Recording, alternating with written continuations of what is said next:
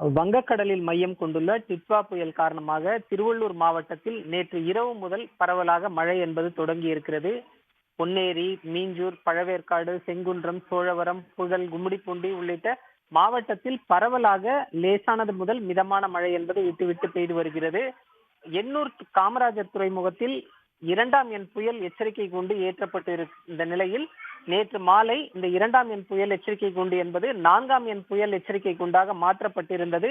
தற்போது மீன்வளத்துறை அதிகாரிகளின் அறிவுரையின் பேரில் பழவேற்காட்டில் மீனவர்கள் கடந்த சில நாட்களாக கடலுக்கு செல்லாமல் இருக்கிறார்கள். பழவேற்காட்டில் 1000த்திற்கும் மேற்பட்ட படகுகள் கரையோரங்களில் நிறுத்தி வைக்கப்பட்டு 5000த்திற்கும் மேற்பட்ட மீனவர்கள் கடலுக்கு செல்லாமல் இருக்கிறார்கள்.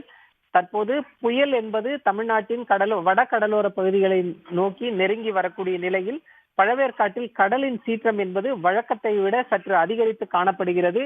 கடலின் அலைகள் ஆர்ப்பரித்து கொந்தளிப்புடன் காணப்பட்டு வருகிறது. இயல்பாக கடல் அமைதியாக இருக்கக்கூடிய சூழலில் தற்போது புயல் உருவாகி நெருங்கி வரக்கூடிய சூழலில் 2 முதல் 3 அடி உயரத்திற்கு அலைகள் எழும்பி வருகின்றன.